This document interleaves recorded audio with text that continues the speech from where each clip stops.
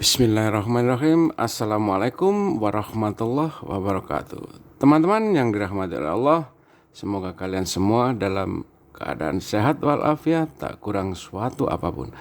Teman-teman semua, kali ini kembali lagi menggaungkan debat antara Muslim dan Kristen.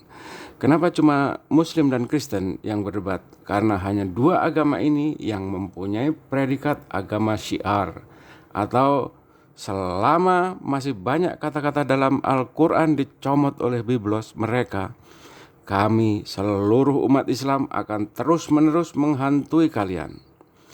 Teman-teman yang dirahmati oleh Allah, agama Islam punya doktrin. Kalian juga punya doktrin. Doktrin kami adalah inna tinna indallahil Islam, bahwa tidak ada agama yang diridhai oleh Allah kecuali agama Islam. Jadi selain agama Islam itu agama buatan manusia.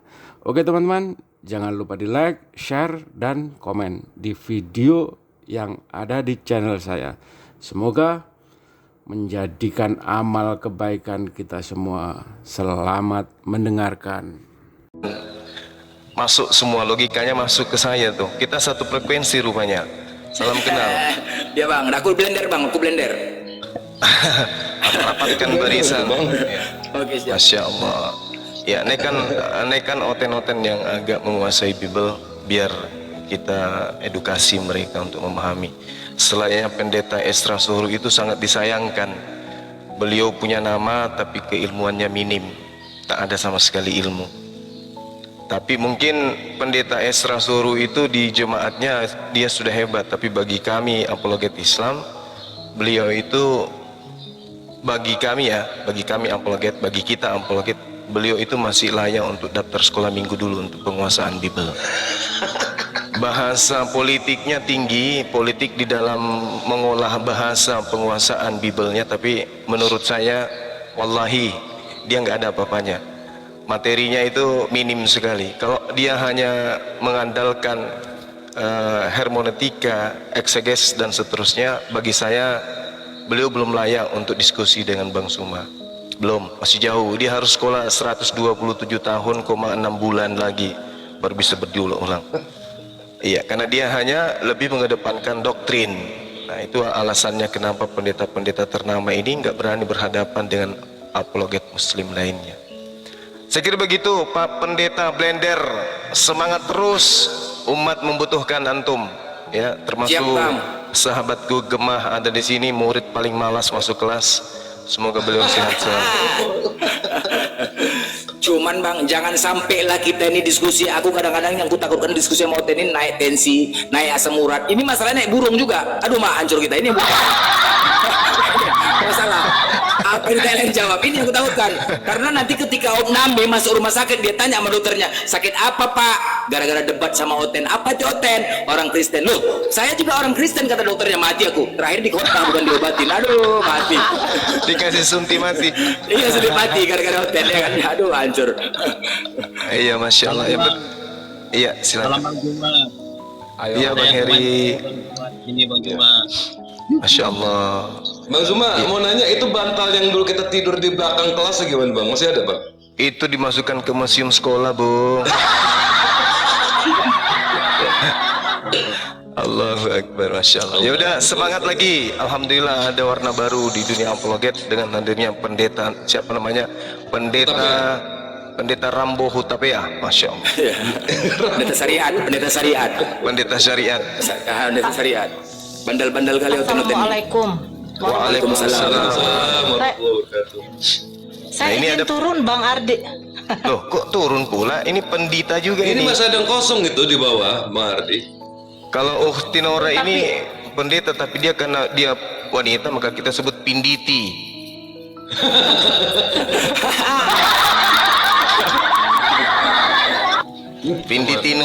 Pinditi Nora yang sering membuat oten-oten juga sakit kepala kalau dia berdiskusi. Iya. Narasinya juga bagus.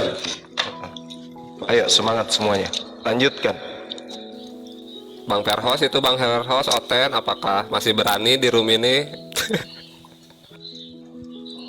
Ya silakan Itu ada saudara waktu itu, Bang. Verhos Anda bertanya aja tentang apapun, tentang Al-Quran, tentang Bible, kepada kami yang ada di sini, insya Allah kita akan memberikan edukasi yang baik.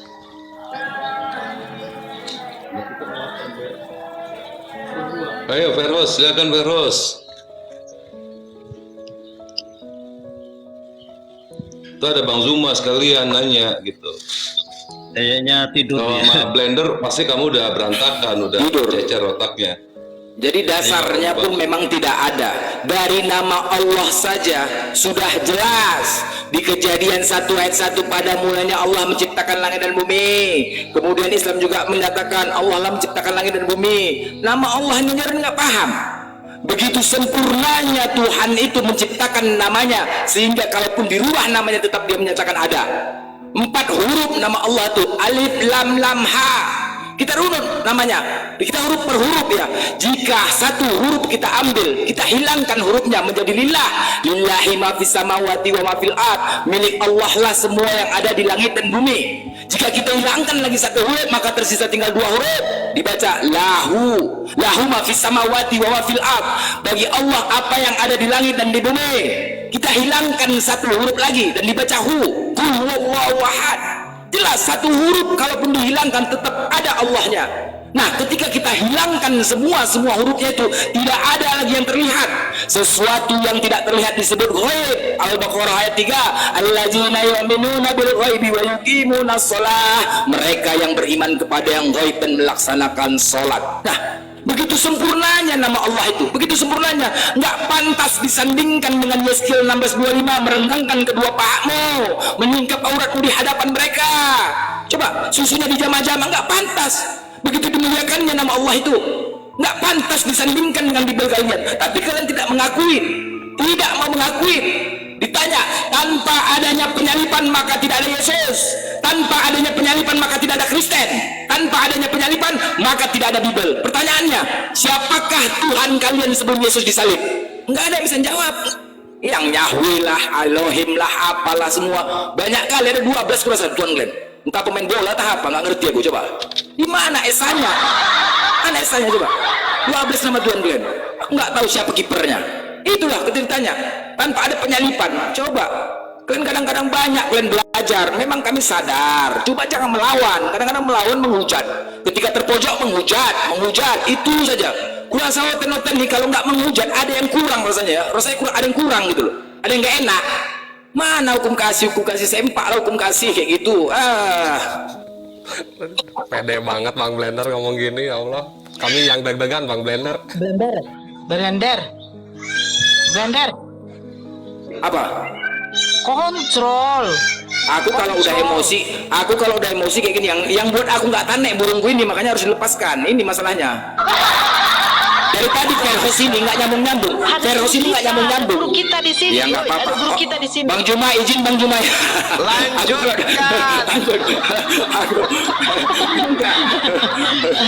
Aku kalau udah dari tadi sama Verhos ini naik tensiku betul. Lanjutkan. Kalau nggak lepas nanti name pula aku udah diimpus gara-gara hotel. Mana mau aku nggak aja. Pilih optem atau apa? Maki aja udah di hotel ini kalau melawan apalagi. Nggak jelas. Orang kita menyampaikan ilmu kok. Bang Zuma, Bukan Blender belum dimaki, disuntik. kita menyatakan kebenaran. Ya, itu betul ya, benar. itu. Yang antum sampaikan semuanya benar. Lanjut. Gimana Ukhti Nora?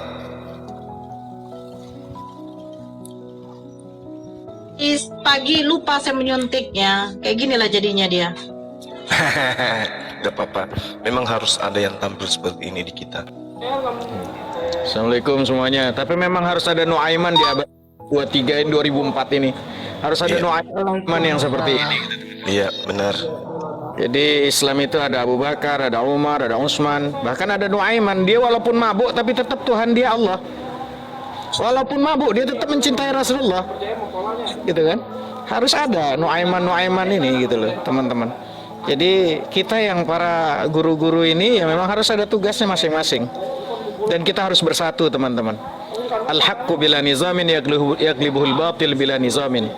Kebenaran yang tidak terorganisir rapi akan dikalahkan oleh kebatilan yang tidak terorganisir. Inilah api. Dan begitulah kita semuanya, teman-teman yang muslim, maka kita bersatu.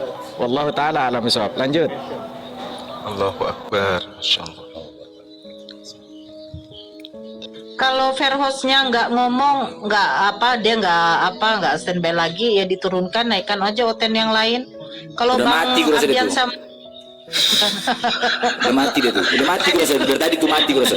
Habis kena maki aja. moderatornya Apa itu? turunkan saya aja nggak apa-apa. Woi, Bang Ardian Verhos. dinaikkan, Verhos Udah mati kau? diturunkan. Woi, udah mati. Janganlah. Jangan pula nyusahin kami nanti di sini. Host nanti kena masalah. Gara-gara kau mati pula sini. Woi, turun aja. Host. Dari tadi kau marah kau kan, nggak terima kau kan dikatakan binatang kan, makanya pakai akal. Salah. Kan lu bilang tadi, apa Tuhan itu menciptakan makhluk, apa berbedanya akal. Kalau kau nggak menggunakan akal dia nggak binatang, nggak terima. Gunakan akal kau lah. Lucu kau nih. Kau marah kau di balik sempatuan kau apa? Namanya aku tanya kemanusiaan. Faktanya kalian sendiri yang menyatakan Tuhan 100% manusia, Firman telah menjadi manusia. Salahkah ketika aku bertanya di balik sempaknya ada apa? Marah, lucu kalian, aneh. Namanya kemanusiaan aku tanya. Itu resikonya menuhankan manusia. Harus terimalah, jangan baper. Aneh ya, kok marah kau nggak terima? Turun aja kau ganti yang lain. Enggak aja kau. Tepu Pramuka. Sayang deg-degan Bang Blender ngomong kayak gitu sumpah. Tah. Bang Zuma kapan touring ke Medan, Bang Zuma? Insya Allah kalau bisa tahun ini ya.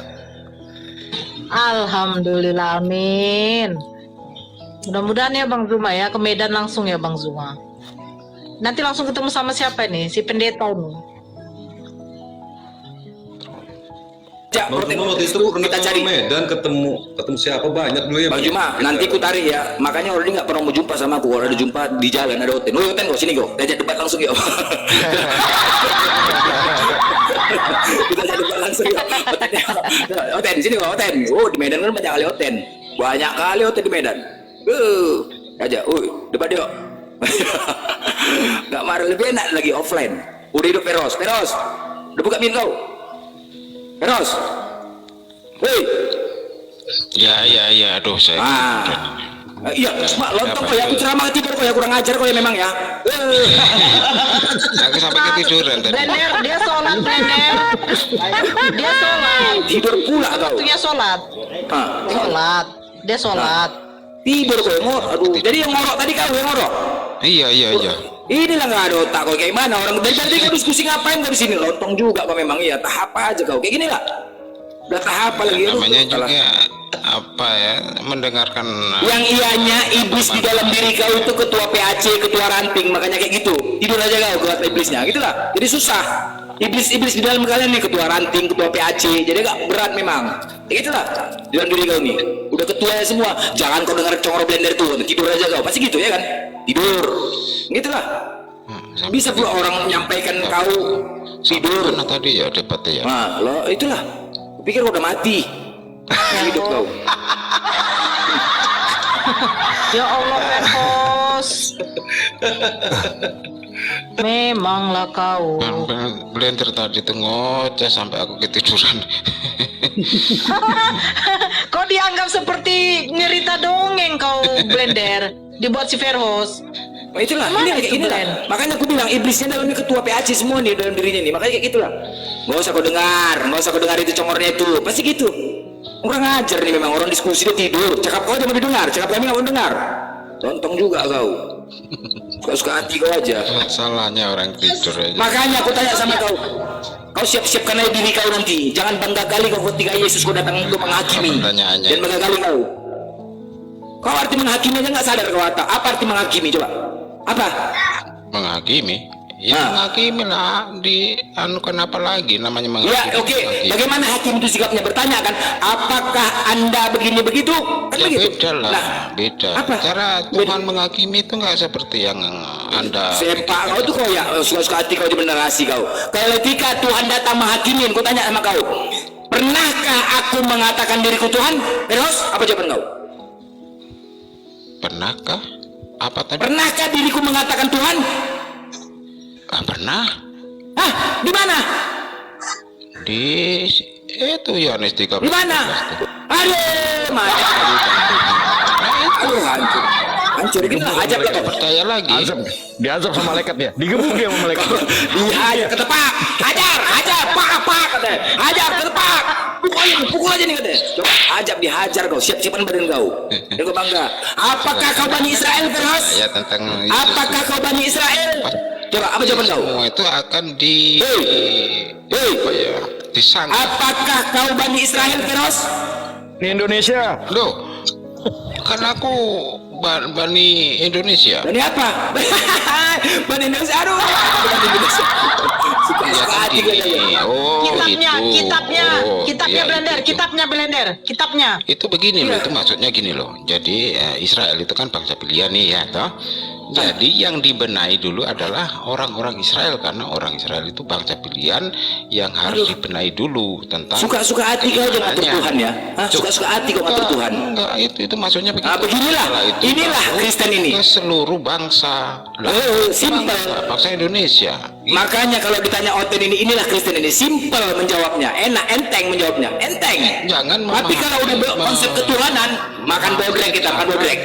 Secara Inilah. yang apa ya, kayak Anda nih memahami Yahudi secara sekarang ini beragama Kristen. bukan luas, Ngaco kamu yang ngomong. luas. Emang di mana Yahudi Kristen sekarang? Tuhan kamu Iya, gagal kan turun Yahudi muka bumi jadi nggak Kristen mempercayai Yahudi. Yesus adalah Tuhan, kan gitu. Masalahnya kan dari Ya situ lu dia aja yang menolak. nganggep Tuhan itu semuanya. Ajaran sesat aja lu mengajar kita di sini. Dan sekarang Yesus itu Tuhan bukan? Tidak mengajari, itu masalah Anda percaya tidak. Di mana Saya Yesus harus turun untuk menjadikan orang Yahudi Kristen? kan Anda untuk percaya kok. Saya nggak pernah. Ngarang kamu ini, kitab ngarang aja kamu. Loh, kalau kita ngarang. Di mana orang kata kamu tadi Yesus itu turun untuk mengatur orang Yahudi menjadi Kristen? Di mana? Sekarang bukti 1% aja di mana orang Yahudi jadi Kristen? Loh, gini itu. Assalamualaikum. Di mana ada Kristen orang Yahudi? Salam Iya, warahmatullahi orang Yahudi itu masih menunggu Mesias yang sebagai rajanya, sebagai kayak datang tuh. Raja di mana? bawa Yesus pedang jadi raja gitu. di mana dia ya raja? Tetapi Lu tuh Yesus makanya ini ikutin datang Roma 1, lu dengan baca lemah Roma lembut. 1, 20 itu Karena semuanya baca. mengajarkan tentang Lu tuh kasih, pendusta gitu. atau enggak? Loh, kok pendusta? Baca di rumah lu itu, kitab rumah lu. Di mana? Kitab lu ngatain kok lu tuh pendusta, menjadikan makhluk menjadi Tuhan. Bang Gema, assalamualaikum. Yesus Waalaikumsalam. memang Tuhan, dari asalnya Tuhan. Oke, selamat siang semuanya. Lanjut Gurunda Zuma. Waalaikumsalam warahmatullahi wabarakatuh. Oke, sehat Bang Ardi. Alhamdulillah sehat. Alhamdulillah, semoga kita sehat. Gurunda Saya mau saya izin turun semuanya ya. izin. Ya. Mungkin Gurunda Zuma sudah menunggu lama. Kita berikan kesempatan kepada beliau supaya terjadi komunikasi yang baik dan dibaikkan supaya dipilah dan dipilih oleh Tuhan. Silakan Gurunda Zuma. Sebentar, itu ada Lai Faruk lah, host ada Lai Faruk itu mau naik, mungkin izin dia yang mualaf sering buka fit di TikTok. Lai Faruk. Ya, saya dia baru mualaf saya tuh. turun aja. Silakan. Ya, saya turun aja. Ya. Turunkan aja, saya moderator atau apa? Ya, nggak apa-apa. Assalamualaikum Faruk. warahmatullahi wabarakatuh. Waalaikumsalam. Waalaikumsalam warahmatullahi. Naik Lai Faruk ini sama kayak yang di Manado tuh, yang mualaf tuh siapa tuh? Mana? Nggak ada, Ini. nggak ada. Lai Faruk. Naik Laiku. Dia selalu buat Ada. fit itu tentang Kristen. Dia nggak minta ya. Naik Laiku, Lai Faruk, naik Laiku. Oh ini udah. Oke, udah. Oke, lanjut Gurunda Zuma. Oke, baik. Mohon izin. Waalaikumsalam warahmatullahi wabarakatuh. Kepada saudara Feros, di dalam kitab saudara Matius dikatakan dengan tinta merah ya, setiap orang yang mengakui aku di depan manusia, aku juga akan mengakuinya di depan Tuhanku yang ada di surga. Nah sekarang kamu mengakui Yesus ini sebagai apa rupanya? Sebagai Tuhan. Sebagai Tuhan. Jadi nanti Yesus mengaku Tuhan di depan Tuhannya gitu. Yesus mengaku Tuhan di hadapan Tuhan. Iya. Yesus itu Tuhan. Terus Loh, ini apa ini? Matius 10 nomor 32. Bentar. Setiap orang yang mengakui aku di depan manusia, aku juga akan mengakuinya di depan Tuhanku yang ada di langit. Matius 10 nomor 32. 32. Ini Ya. apa? Ini harus dibaca dari atas lah semua. Ya bacalah dari atas. Mudah-mudahan Yesus bisa berubah menjadi Tuhan. Nah, coba. Pengakuan ini dan akan pengakuan tentang Yesus. Setiap orang yang mengaku aku di depan manusia, setiap orang yang mengakui aku sebagai di depan manusia, aku juga akan mengakui di depan Bapakku yang di surga. Maksudnya apa tuh? Yesus mengakui di surga nanti, mengaku sebagai apa di depan Tuhannya?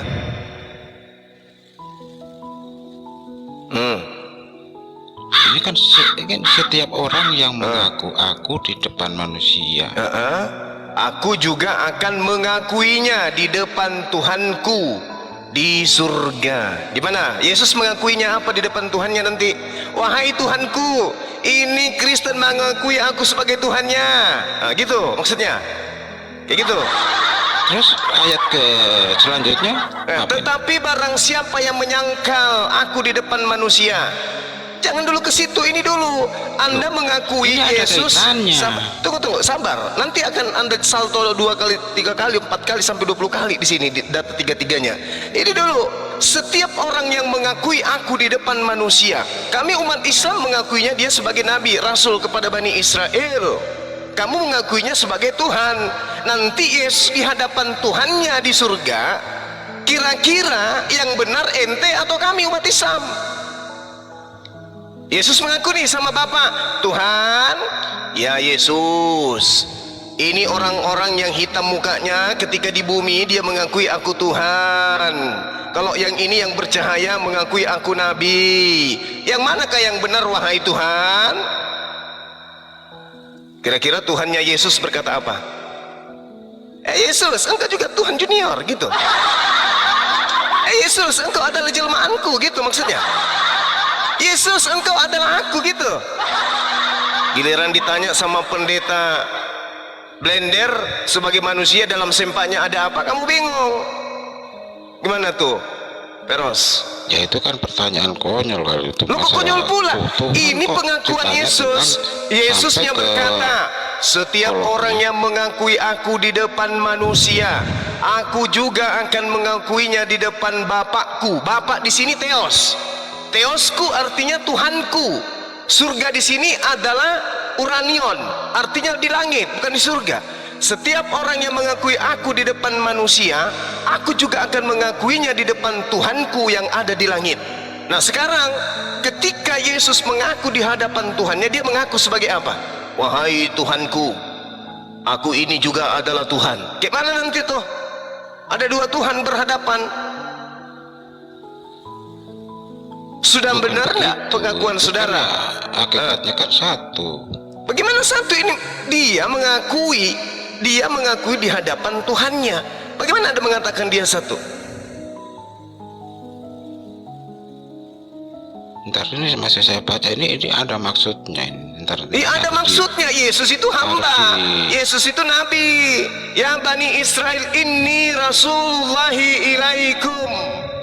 Jelas itu. Maka kami umat Islam mengakui sebagai rasul kepada Bani Israel. Matius 15 nomor 24. Sesungguhnya aku diutus hanya kepada domba yang sesat dari umat Israel. Jelas itu. Nah sekarang muncul agama Kristen dari barat mengakui Yesus di hadapan umat Islam sebagai Tuhan. Sedangkan Yesus mengatakan, setiap orang yang mengakui aku di depan manusia, aku juga akan mengakuinya di depan Bapakku yang ada di surga. Kami umat Islam mengakui dia sebagai nabi, ente mengakuinya sebagai Tuhan. Sementara Yesus lagi laporan, lapor komandan, ya Yesus, kenapa selama 33 tahun saya diutus ke bumi ada 2 golongan komandan? Golongan yang satu yang mana? Ini yang hitam, yang pada botak kepalanya licin. Kenapa dia mengakui aku di hadapan manusia, akulah Tuhan, akulah pencipta. Yang satu ini yang bercahaya wajahnya, mereka tidak pernah bertemu aku, tapi mereka beriman kepadaku. Aku adalah nabimu, aku adalah rasulmu. Mana yang benar wahai Tuhan? Yang benar ini ya, kalimatnya ini harus dibaca baik-baik ini. Ya udah baca baik-baik. Kalau mata Anda nggak bisa lagi membacanya, coba pakai hidung. Mengakui aku, mengakui sebagai apa dulu nih? Mengakui sebagai utusan. Mengakui sebagai utusan. di depan manusia, aku Iya. juga akan mengakuinya di depan Bapa. Mengakui sebagai utusan ya. Iya, ente mengakuinya sebagai apa? Ya, utusan dan juga Tuhan. Karena Jadi nenek utusan Mukiper, itu kan kena kau di situ. nggak bisa Kenapa? begitu. Di situ Karena- kamu kena karena kamu mengakui, berarti kamu pembohong. Ini lihat dalilnya bahwa kamu pembohong. Dengarkan. 1 Yohanes 2 nomor 22. Siapakah pembohong itu? Bukankah dia yang menyangkal bahwa Yesus itu adalah Kristus? Jadi pembohong itu mulutnya mengatakan A, tapi perbuatannya mempraktekkan C. Itu pembohong. Lalu Bukankah Yesus yang itu menyangkal? utusan. Memang betul Yesus Ya. utusan. Saya nggak menyangkal Tapi juga kalau Yesus Anda sebagai mengakui utusan. dia Kristus, sabar dulu. Kalau Iya, Anda lanjut, mengakui dia Kristus, kenapa Anda menuhankan dia? Ya, Yesus memang Tuhan dari Berarti Anda sananya, asalnya menyangkal. Tuhan. Loh, Ini menyangkalnya kuncinya. gimana? Dengarkan kuncinya nih, dengarkan. Siapakah pendusta itu? Siapakah pembohong itu? Bukankah dia yang menyangkal bahwa Yesus adalah Kristus? Anda paham Kristus? Paham, Kristus paham. itu apa? Apa itu Kristus? Penyelamat, juru selamat, penyelamat. Kristus itu Mesias. Apa itu Mesias? Iya, Mesias itu penyelamat, juru selamat. Mesias itu orang yang diurapi. Iya, diurapi, betul. Oke. Nah, berarti dia bukan Tuhan kan? Ya, terus kalau Kristus itu sebagai penyelamat, kalau bukan Tuhan, siapa Tim lagi SAR juga penyelamat? penyelamat, coy. Tim SAR juga penyelamat, dokter juga penyelamat, guru-guru juga penyelamat, dosen juga penyelamat, ustadz juga penyelamat. Itu semuanya penyelamat. Ini sebagai Kristus cakupannya hanya manusia utusan. Siapakah pendusta itu? Bukankah dia yang menyangkal bahwa Yesus itu adalah utusan? Ya, Nah, Yesus kalau Anda sebagai mengatakan utusan Yesus sebagai apa? Ya sebagai utusan. Iya, Seba- utusan sebagai apa dulu? Sebagai perantara. Nah, kalau Anda mau tahu dia sebagai apa, baca Kisah Para Rasul 2 nomor 22. Apa yang diterangkan di sana? Ini sebagai utusan dia sebagai apa? Hai orang-orang Israel, dengarlah perkataan ini. Yang aku maksudkan adalah manusia bernama Yesus dari kota Nazaret. Dia adalah manusia yang ditentukan oleh Allah dan yang dinyatakan kepadamu dengan kekuatan-kekuatan dan mujizat-mujizat dan tanda-tanda yang dinyatakan, yang dilakukan oleh Allah dengan perantaraan Yesus. Paham sampai sini? Yesus diutus sebagai perantara Tuhan kepada Bani Israel agar Tuhan melakukan mujizat, tanda-tanda, kekuatan melalui perantaraan manusia dari Nazaret bernama Yesus. Itu tujuannya Yesus sebagai utusan. Tidak ada tujuan Yesus sebagai Tuhan, tak ada. Yesus datang kepada Bani Israel sebagai utusan untuk Tuhan melakukan mujizat, kekuatan dan tanda-tanda melalui manusia bernama Yesus. Sampai di sini tidak paham? Lanjut. Nah, itu dia. Jadi ketika Anda dikatakan dalam Matius 10, setiap orang yang mengasihi aku di depan manusia, aku juga akan mengakuinya di depan Bapakku yang ada di surga. Bahaya nih, karena Yesus akan melapor kepada Bapa. Nah, kalau dia sudah melapor, ada dua golongan, makanya dia menjadi hakim. Dia akan menjadi hakim. Ada yang menuhankan dirinya, ada yang merasulkan dirinya. Islam merasulkan dirinya bagi Bani Israel. Kristen dari barat mentuhankan dia, menggantikan Tuhannya Bani Israel. Kira-kira nih yang diusir Yesus yang mana? Engkau semua pembuat kejahatan. Kira-kira yang diusir itu siapa? Ya, buat kejahatan. Ya, siapa yang membuat kejahatan? Yang Ya, tidak orang yang- melakukan kehendak Bapa, betul? Iya, betul. Ah, sekarang apakah ada kehendak Bapa agar manusia menyembah anaknya? Adakah?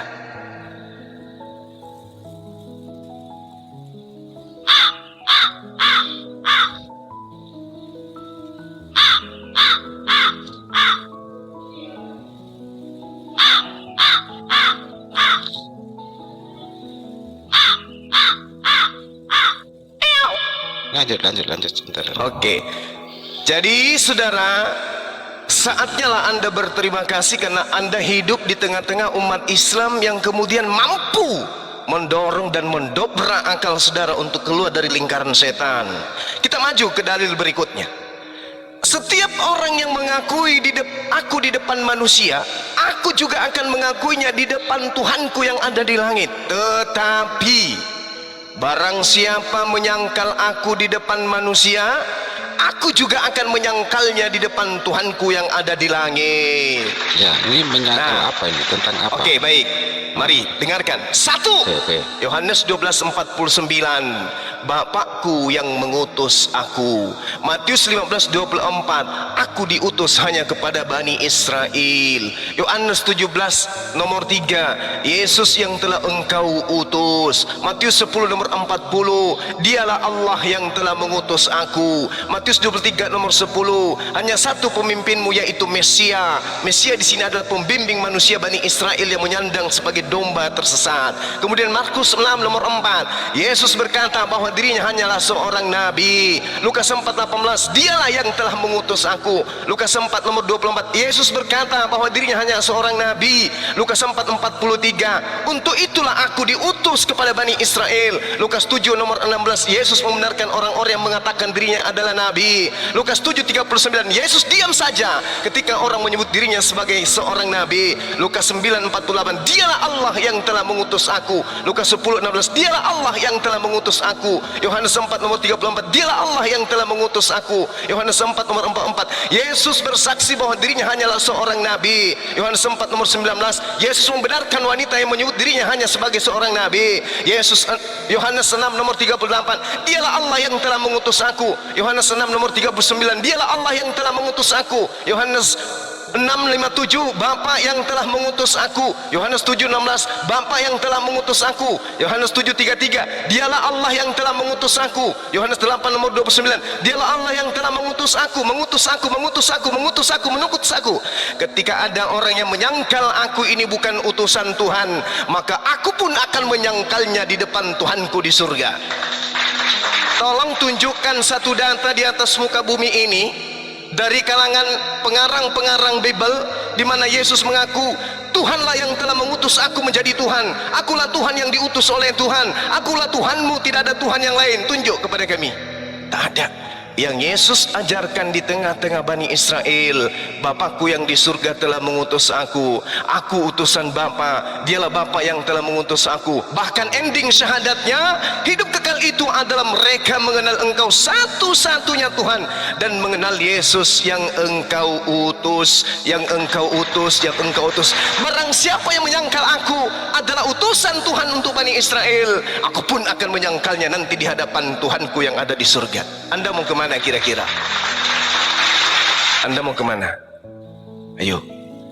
Yesus Tuhanku. Tunggu dulu. Itu sama halnya Anda menyangkal Yesus. Karena aku hanya utusan kepada Bani Israel. Bapakku yang telah mengutusku. Bahkan kesaksianku di dalam Yohanes 5 nomor 36 berbunyi seperti ini. Ada kesaksianku yang lebih penting dari kesaksian Yohanes, apalagi kesaksian orang-orang Roma, bahwa semua pekerjaan yang aku lakukan, pekerjaan itu pekerjaan itulah yang bersaksi tentang aku. Pekerjaan itu yang bersaksi tentang aku, bahwa Bapa yang telah mengutus aku. Kesaksian Yesus, aku adalah utusan Bapa.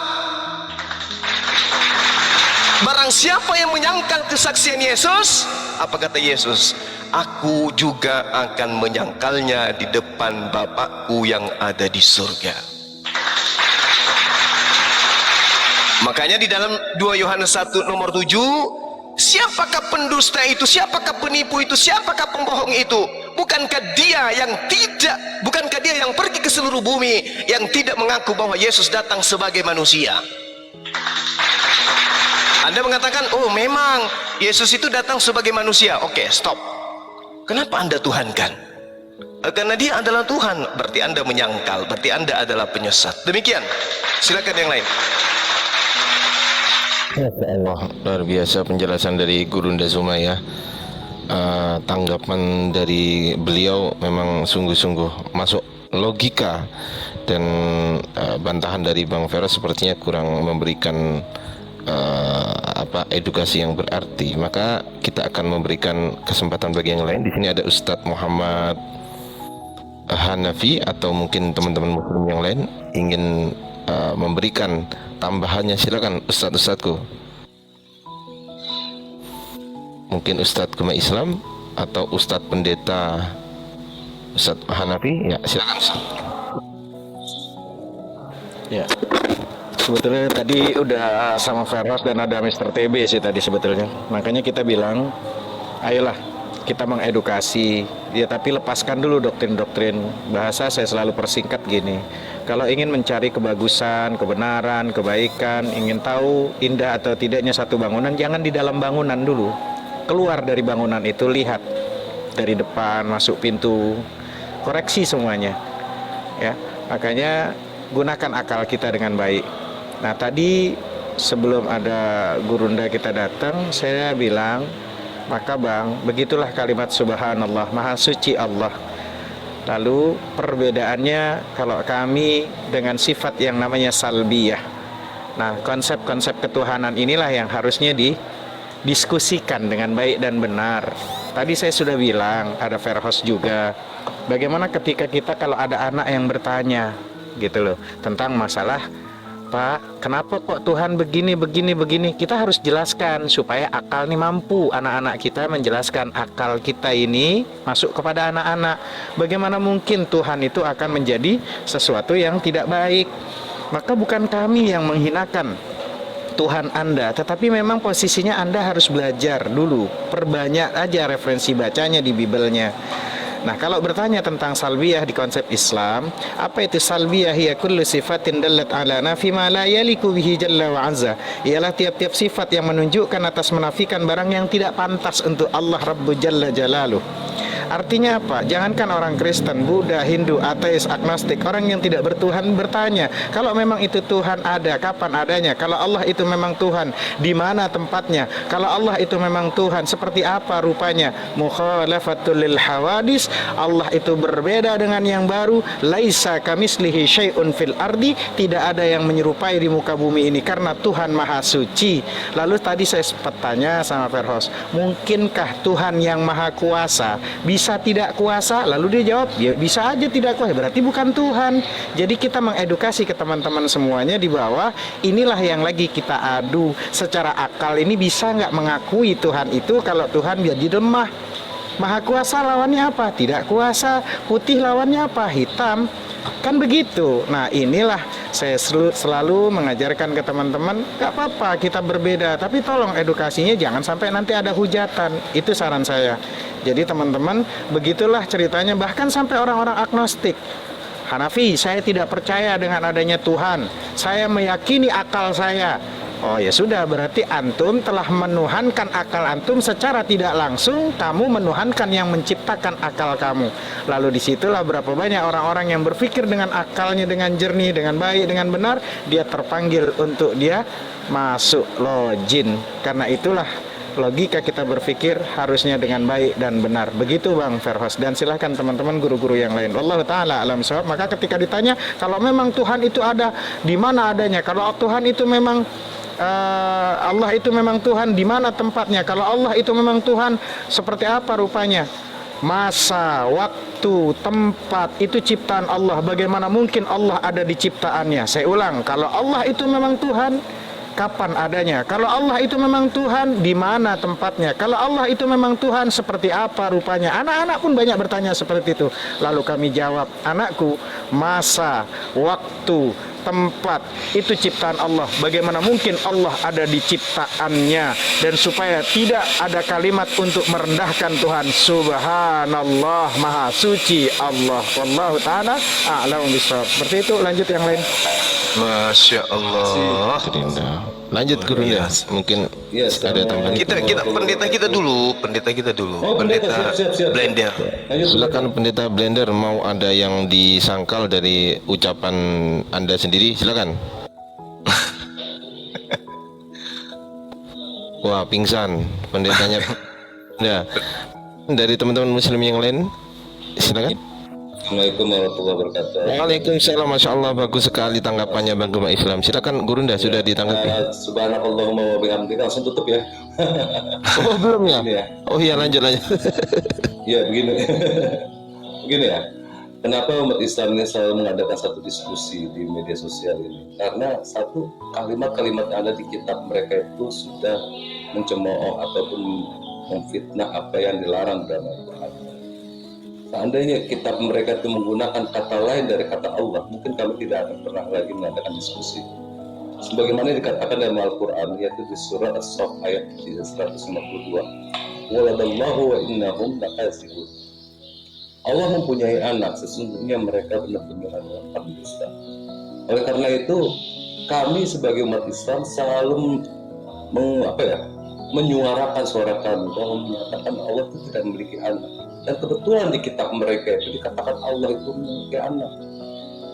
Kata-kata Allah ini yang membuat kami itu kepanasan kuping kami, karena Tuhan kami dihina-hina dari kitab mereka. Yang jelas-jelas di kitab original teksnya dia tidak ada kata Allah.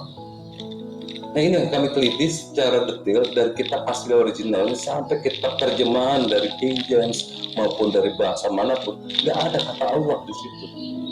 Ini adalah satu penghinaan kepada salah satu umat yang jelas disahkan di dalam negara ini, yaitu Islam. Oleh karena itu dikatakan lagi dalam Al-Quran, astafa banati al-banina. Apakah dia itu lebih memiliki anak perempuan daripada anak laki-laki? Makanya dari tadi Bang Blender menyatakan apa yang ada di balik sempak itu menunjukkan apa? Ini ayat ini. Ya dikatakan di kitab Kejadian, aku ciptakan manusia serupa dan segambar dengan. Nah ini jelas Tuhan Anda itu memiliki dua jenis kalau begitu, karena Tuhan menciptakan dua jenis, perempuan dan laki. Nah ini ada di Al-Quran kami, dan kami diwajibkan oleh Allah Subhanahu Wa Taala untuk meluruskan apa yang Anda tuduhkan kepada kami. Qul huwallahu ahad. Katakan bahwa Allah itu satu, bukan untuk orang Islam, bukan untuk Bang Zuma ayat itu, bukan untuk Bang Ardi, bukan, tapi untuk kamu yang menyatakan Allah itu punya anak. Ayat itu tujuannya bukan untuk dipahami oleh orang Islam, tapi untuk pemahaman untuk Anda orang kafir yang menyatakan Allah itu memiliki anak. Ya, terus dikatakan lagi dalam Al-Quran, kata Bang Zuma nih, Bang Zuma menantang ke seluruh pendeta karena ini Allah yang nyuruh, bukan maunya Bang Zuma. Saya ingatkan nama Anda itu, dikatakan di surat 157 dikatakan begini, Fatu bi kitabikum in kuntum shadiqin. Kata Bang Zuma yang sesuai dengan yang disadur dalam Al-Quran, yang dikatakan dalam Al-Quran, bawalah kitab kamu yang menyatakan Allah itu anak. Jika kamu orang-orang yang benar, bawa kemari.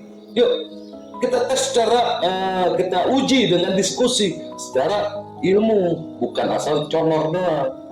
Ini Al-Quran yang menyuruh. Jadi maaf ya untuk umat Kristen yang ada di luar sana yang mendengar hal ini, kami melakukan ini bukan keinginan kami, tetapi ini adalah perintah dari Tuhan kami. Kami tidak akan pernah mengikuti perintah Anda. Siapa Anda? Tuhan Anda aja Anda lawan. Bagaimana kami mau mengikuti maunya Anda? Kami patuh taat sami'na wa ta'na, apa yang dikatakan Tuhan kami, saya dengar kata Allah dan kami akan taat kata Allah. Begitu. Sekian, terima kasih ya. Wassalamualaikum warahmatullahi wabarakatuh. Waalaikumsalam warahmatullahi wabarakatuh. Gurunda, silakan Gurunda. Mungkin ada tanggapan dari teman Kristen itu. Ya, pendetanya udah mulai bangun dari kencang Gurunda. Ya. Jadi benar, kita ini satu keturunan ya, satu keturunan Adam. Tapi di Al-Quran dijelaskan, celakalah orang-orang yang sengaja merubah kitab-kitab sebelumnya. Kita juga Islam sama-sama mempercayai kitab-kitab sebelumnya, Zabur, Taurat, Al-Quran itu sudah final, sangat final. Nabi Muhammad juga sudah final, utusan. Karena Tuhan tidak bisa dilihat, Tuhan tidak bisa didengar, wajiblah menurunkan utusan. Sama, Yahudi pun sampai sekarang menunggu kedatangan Mesias sampai saat ini, karena mereka meyakini Tuhan itu tidak mungkin dilihat. Nah kalau kalian di situ Tuhan, di situ utusan, suka-suka hati kalian menerjemahkannya. Kita wajib mengimanin kitab-kitab sebelumnya. Di Al-Quran dijelaskan, Allah mengatakan, belum sempurna iman kita, iman kami Muslim, kalau belum mengimani kitab sebelumnya. Ya ahlal kitab lima talbisnal haqqa bil batili wa taqtumunal haqqa wa antum ta'lamun. Wahai ahli kitab, mengapa kamu mencampur adukkan kebenaran dengan kebatilan dan kamu menyembunyikan kebenaran padahal kamu mengetahuinya? Jelas kamu jadikan kitab-kitab itu lembaran-lembaran kertas yang bercerai-berai. Kamu perlihatkan sebagiannya dan kamu sembunyikan sebagian besarnya.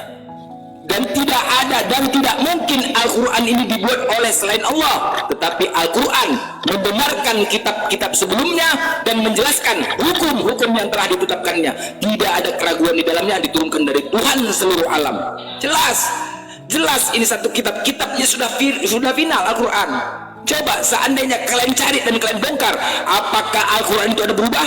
Satu huruf bahkan satu tajwid pun tidak ada yang berubah sampai sekarang ini. Karena Allah lah yang menjaga Al-Quran tersebut. Allah yang menjaga. Jelas, kalaupun kalian mengatakan Nabi Isa adalah Yesus, benar kata Urunda tadi, dia adalah utusan. Ketika Nabi Isa diangkat oleh Allah, langsung Allah berdialog kepada Nabi Isa. Itulah bijaksananya Allah. Bisa saja Allah mengatakan, hei manusia, Isa itu bukan Tuhan, tetapi Allah langsung berdialog kepada Nabi Isa. Wahai Isa, ingatkah engkau waktu aku menghalangi Bani Israel untuk membunuhmu? Hai Isa putra Maryam, adakah kamu mengatakan kepada manusia, jadikanlah aku dan ibuku dua orang Tuhan selain Allah? Apa kata Nabi Isa? Ya Allah, tidak patut bagiku mengatakan ya Allah. Jika aku pernah mengatakannya, tentulah engkau pasti tahu ya Allah. Jadi apa yang kau katakan kepada mereka, wahai Isa putra Maryam? Apa kata Nabi Isa? Aku hanya mengatakan, sembahlah Allah Tuhanku dan Tuhanmu, sembahlah Allah Tuhanku dan Tuhanmu, dan aku akan menjadi saksi terhadap mereka. Setelah engkau angkat, engkaulah yang mengawasi mereka. Sama, pernyataan Musa pun juga mengatakan, sembahlah Allah Tuhanku dan Tuhanmu. Yesus juga mengatakan, sembahlah Allah Tuhanku dan Tuhanmu. Nabi Isa juga mengatakan, sembahlah Allah Tuhanku dan Tuhanmu. Suruh menyembah Allah, bukan Nabi Isa. Makanya sama pemahaman kita nanti di akhir zaman, Nabi Isa itu akan turun ke bumi untuk menyatakan bahwasanya aku ini bukan Allah. Apakah aku ada pernah mengatakan diriku Tuhan? Apakah aku pernah mengatakan untuk menyembah aku? Ini yang dipertanyakan nanti ketika di akhir zaman. Dicari apa pernyataan Nabi Isa langsung, sembahlah Allah Tuhanku dan Tuhanmu. Suruh menyembah Allah, Allah satu-satunya, Allah Esa. Sesungguhnya telah kafirlah yang berkata Al-Masih putra Maryam adalah Allah, padahal Isa sendiri berkata, hai Bani Israel, sembahlah Allah Tuhanku dan Tuhanmu. Hai Bani Israel. Oh, Yesus ataupun Isa datang hanya untuk Bani Israel, hanya untuk Bani Israel. Kalau memang Tuhan untuk seluruh alam, bukan hanya untuk kaum Bani Israel, bagaimana dengan kaum-kaum yang lain? Pasti irilah. Kenapa Tuhan kau hanya datang ke Bani Israel? Kenapa hanya ke situ Tuhan? Tidak ada pernyataannya dia untuk seluruh bangsa, tidak ada sama sekali. Jadi kalau kalian Tuhan kan masuk neraka lah kalian. Kalian tahan kalian Tuhan masuk neraka. Yang penting kami sudah menyampaikan. Ingat ya, ajaran Islam itu, agama Islam itu rahmatan lil alamin, menyampaikan kebenaran walaupun satu ayat. Itu ajaran kami. Itu ajaran kami, menyampaikan kebenaran walaupun satu ayat. Tidak boleh menambah mengurangin ayat satupun. Ingat ya, ini Islam. Tidak boleh. Sama ketika membaca Bible kalian pun, kami tidak boleh menambah mengurangi Bible kalian. Nggak mungkin. Nggak berani kami menambah mengurang, punya kalian. Makanya kalian sendiri yang mengurangi menambah ayat firman Tuhan itu. Kalian sendiri. Kadang-kadang makanya kalau kalian menjawab suka-suka hati, karena bukan berdasarkan firman Tuhan. Jadi suka-suka hati kalian berrelasi. Beginilah jadinya. Mana yang ditambahi dan dikuranginya? Banyak kali lah. Mana? Banyak kali. Bisa buktikan nanti. Gampang. Ya, sekarang ku tanya sama kau. Lukas 14:26. Siapa yang datang kepadaku tidak membenci. Kau tafsirkan. Tafsirkan itu. Silakan. Hei. Enggak, tadi itu disebutkan, tapi disampaikan tadi barang siapa yang datang kepadaku tidak membenci orang tua, saudara laki-laki, saudara perempuan, bahkan diri sendiri, dia bukan muridku. Coba tafsirkan. Iya, itu bagi orang yang baru mengenal Yesus, baru mengikuti Yesus. Itulah. Ingat ya, Yesus selalu mengatakan sebab tertulis. Ingat, janganlah kau mengurangi dan menambahi firman Tuhan. Apa tafsiranmu tentang hal itu? Itu kan cara pemahamannya kan seperti itu. Nah, itulah, beginilah.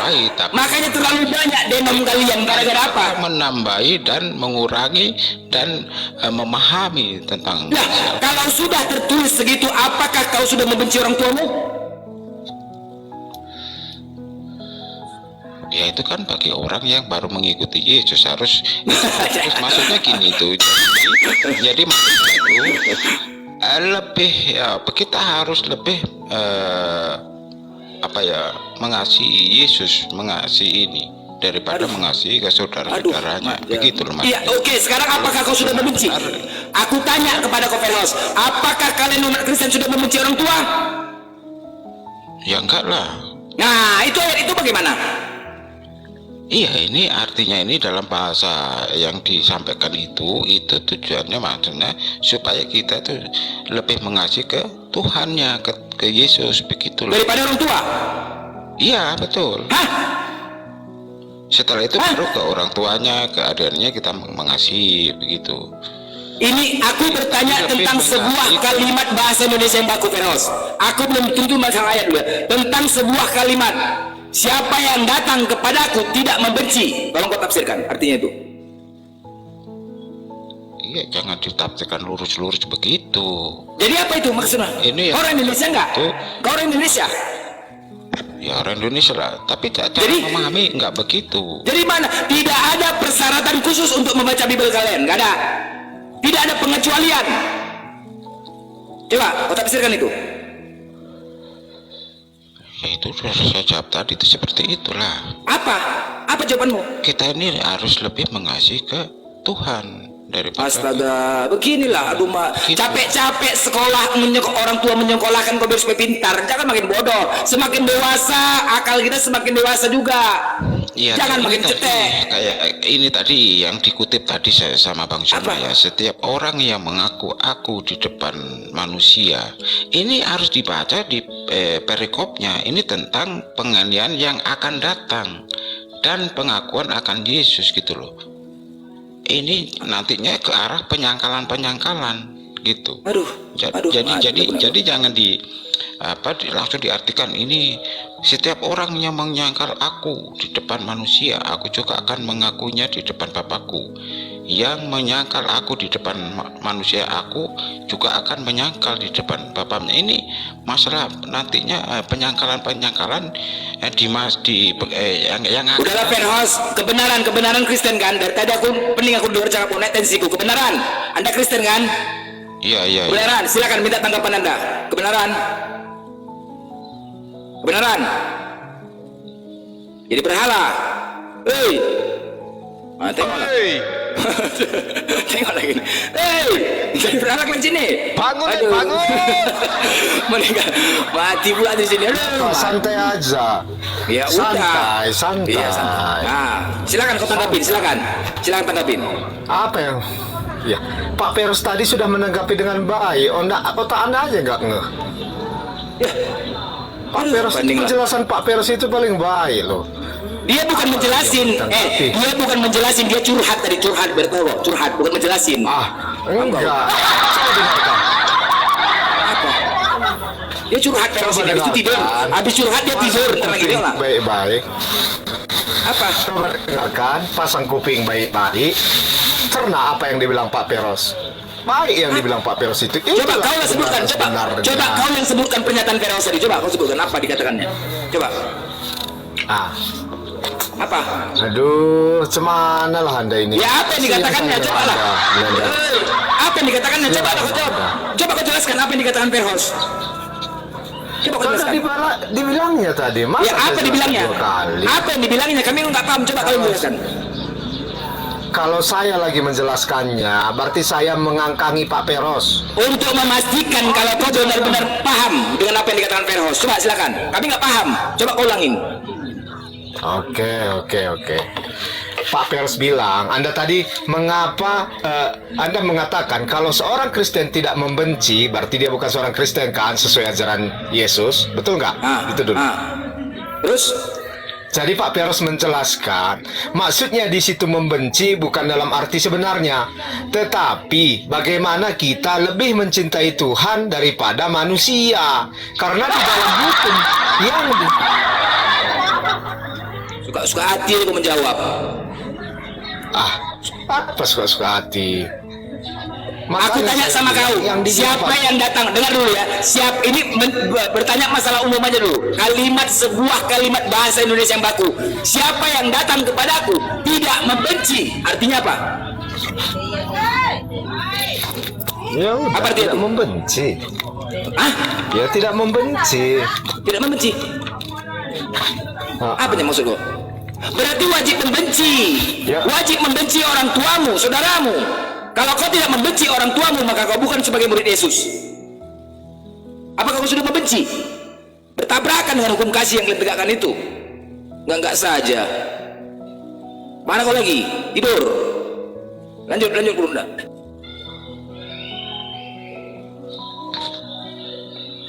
Iya, iya baik. Jadi sebenarnya begini Bung, kalau kita berbicara mengenai Matius 10 yang tadi, itu memang ada data. Jangan kau menyangka aku datang untuk membawa damai di atas muka bumi. Aku datang bukan untuk membawa damai melainkan pedang. Sebab aku datang untuk memisahkan orang dari ayahnya, anak perempuan dari ibunya, menantu perempuan dari ibu mertuanya, dan musuh orang adalah orang-orang yang seisi rumahnya. Barang siapa mengasihi bapa atau ibunya lebih daripada aku, ia tidak layak bagiku.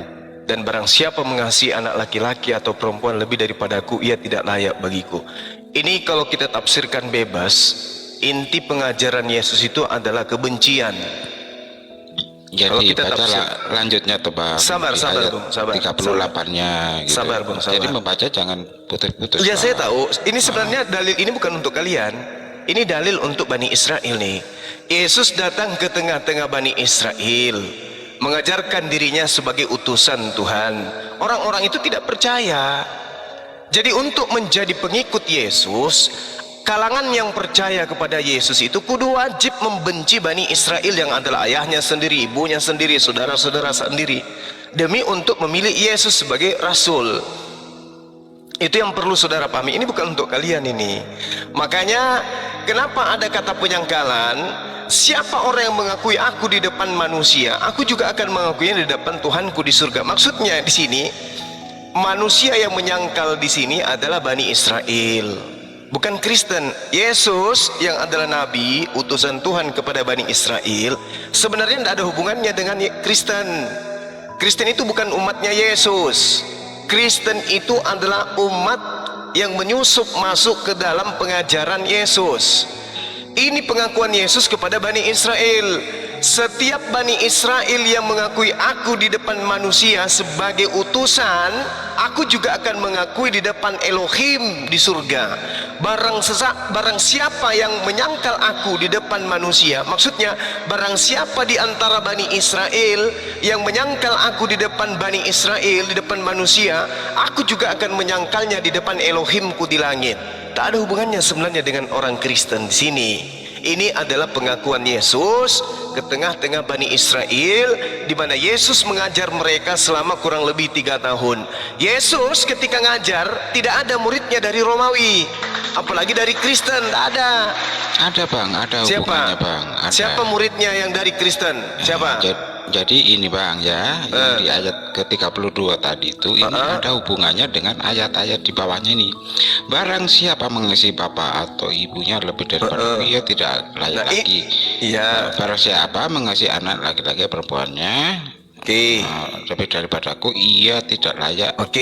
Baik. Barang siapa tidak memikul salibnya dan mengikuti aku, ia tidak layak bagiku. Baik. Barang siapa Sekarang pertanyaan saya. Nah ini masih ada hubungannya. Tunggu. Sekarang pertanyaan saya, ketika Yesus mengajar di tengah-tengah Bani Israel berkata-kata, apakah ada orang Roma sebagai pengikutnya di situ?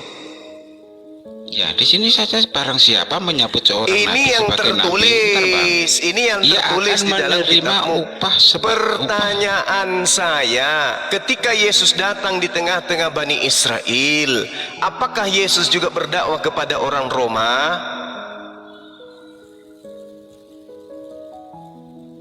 Jadi beginilah apa namanya? Kok beginilah? Nah, ini tunggu dulu. Saya tanya dulu. Kalau ketika Yesus datang di tengah-tengah Bani Israel, mengajarkan firman kepada Bani Israel, apakah Yesus juga berkata kepada orang Roma? Ingat, non-Yahudi yang bersentuhan langsung dengan Yesus adalah Roma. Orang-orang Roma, bukan orang Belanda yang membawa Kristen ke Indonesia, bukan.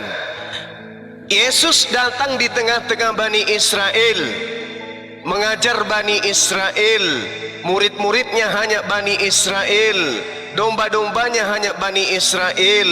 Di tengah-tengah dia ada Romawi, pertanyaan saya, apakah Yesus juga mengajar menyampaikan firman kepada orang Roma saat itu? Jawab ya, kan sudah atau saya tidak. jawab tadi toh Bang.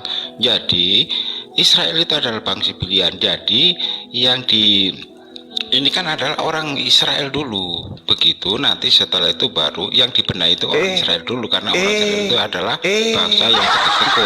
Setelah itu baru ke seluruh dunia, termasuk ke Romawi, termasuk ke Indonesia, termasuk ke ini. Begitu Bang. Ilmunya dari mana tuh? Ilmunya dari mana? Ilmunya? Loh, karena ada di itu. Mana? Nanti sebarkan Injil ke seluruh bangsa. Iya, ya, Injil yang disebarkan itu pengajaran Yesus atau pengajaran Paulus? Loh, ya jelas pengajaran Yesus lah. Kan Paulus pengajaran itu pengikut Yesus. Dengar, pengajaran Yesus ketika dia mengajar, murid-muridnya hanya Bani Israel atau juga kepada non-Israel? Maksudnya nanti disebarkan ke hanya Bani Israel saja atau bagaimana pertanyaannya nih? Kan pertanyaannya jelas. Anda ingin mengutip mana? Anda ingin mengutip Markus 16 atau Matius 28? Ya semuanya lah. Oh, mari kita lihat di Matius 28. Saya kasih contoh ya, Matius 28. Anda coba lihat endingnya di nomor 20. Apa yang dikatakan Yesus di sana? Ajarlah mereka melakukan segala sesuatu yang telah kuperintahkan kepadamu. Ajarlah. Nah, di sini kita lihat perintah-perintah Yesus adalah perintah yang kemudian datang kepada Bani Israel ketika Yesus mengajar di tengah-tengah Bani Israel. Betul? Ya, betul. Oke. Ada tidak perintah Yesus untuk kemudian ketika berdakwah selama 3 tahun agar mengajarkan ajarannya ini kepada orang Roma? Ada enggak? Ya, jawabannya itu tadi kan. Yang mana? Yang mana? Yang sudah saya jawab tadi. Jadi memang umat Israel itu umat pilihan. Jadi umat Israel ini yang diinikan dulu. Yang mana? Mana ajarannya untuk Roma? Mana? Ya berikutnya kan. Setelah itu baru dia ajari. Perintahnya kan jelas tuh. Kita baca Matius 10 nomor 5 sampai 6. Kita baca. Ini perintah Yesus nih. Yang murid-muridnya harus taati. Yesus berpesan kepada ke-12 muridnya. Apa perintah Yesus? Janganlah kamu menyimpang ke bangsa lain. Itu perintahnya. Sedangkan di Matius 28, ajarlah mereka melakukan segala sesuatu yang telah kuperintahkan kepadamu. Murid pertama diajarkan, janganlah kamu menyimpang ke bangsa lain. Murid pertama mengajar ke murid kedua. Murid keduanya siapa? Tentu Bani Israel. Kenapa? Karena ajarannya tetap, jangan kamu menyimpang ke bangsa lain. Murid kedua sampai kepada generasi ketiga menerima pengajaran, jangan kau ke bangsa lain. Generasi ketiga menyampaikan ke generasi keempat, jangan kau ke bangsa lain. Generasi keempat mengajarkan kelima, keenam, ketujuh, ke-8 sampai hari ini, jangan kamu ke bangsa lain. Mana perintahnya pergi ke bangsa lain? Mana perintahnya ke bangsa lain? Mana? Ada? Mana coba tunjukkan ke saya. Kabarkan Injil ke seluruh bangsa itu. Nah, maksud kabarkan Injil ke seluruh bangsa, kabarkan ke seluruh bangsa manusia di atas muka bumi ini bahwa aku Yesus adalah rasul utusan Tuhan hanya untuk Bani Israel. Kabarkan itu. Itu yang harus dikabarkan.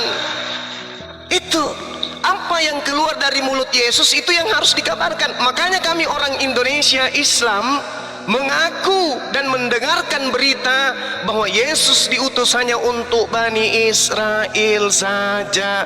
Kami pun mengabarkan ke anak-anak kami umat Islam, wahai anak-anakku umat Islam, Yesus adalah utusan Tuhan kepada Bani Israel saja. Kami beritakan semuanya kepada penjuru bumi bahwa Yesus hanyalah nabi utusan untuk Bani Israel saja. Nah, setelah itu kan seluruh bangsa. Seluruh bangsa apa? Seluruh bangsa untuk apa? Untuk mengakui Yesus sebagai juru selamat. Juru selamat untuk seluruh umat. Tak ada dalilnya. Jangan Anda menambahi. Kalau bangsa itu bukan umat. Kalau seluruh bangsa, apakah bukan umat itu? Umat, tapi Bani Israel saja. Matius Mana 15 disebutkan nomor itu? 24. Hanya Israel saja kalau di situ. Matius 15 nomor 24. Coba Anda baca. Baca.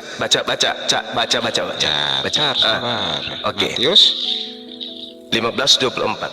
Oke. Baca. Apa yang dikatakan Yesus? Ajarlah apa yang kuperintahkan kepadamu. Coba. Matius 15 nomor 24. Apa tuh?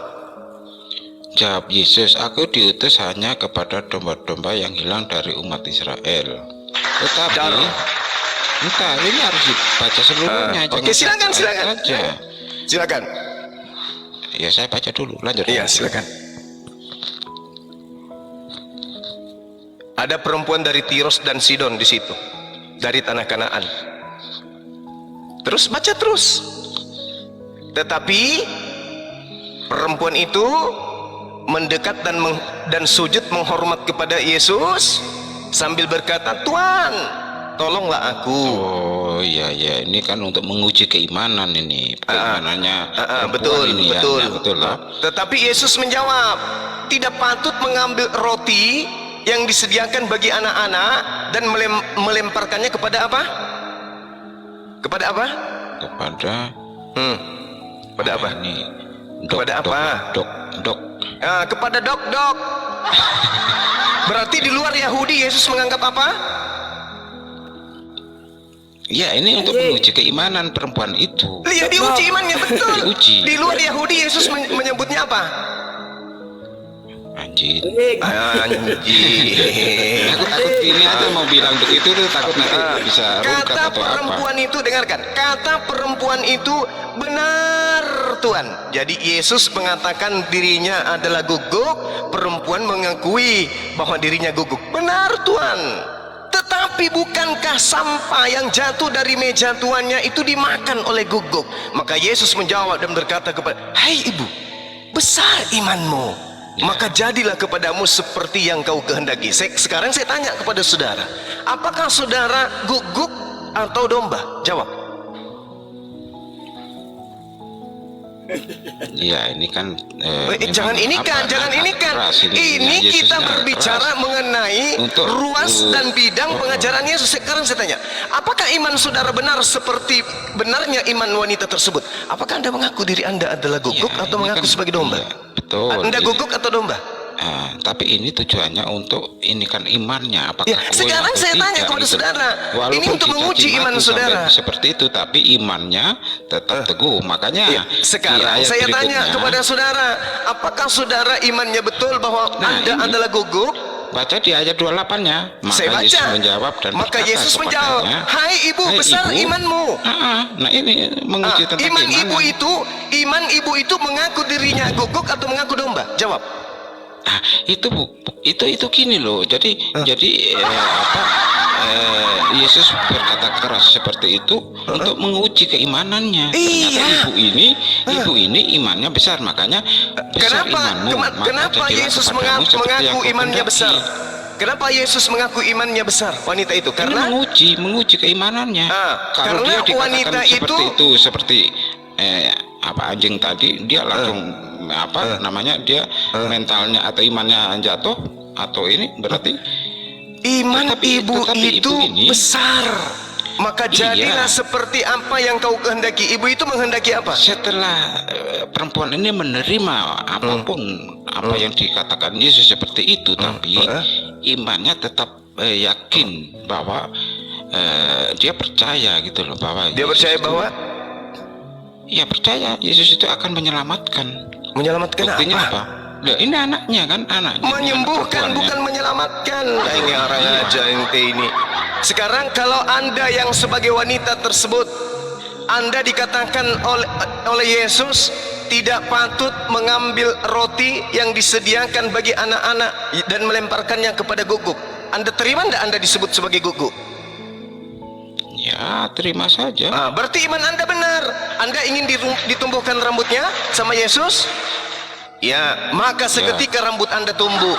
Tapi tidak akan merubah Anda itu menjadi anak. Anda tetaplah guguk. Paham? Paham sampai situ?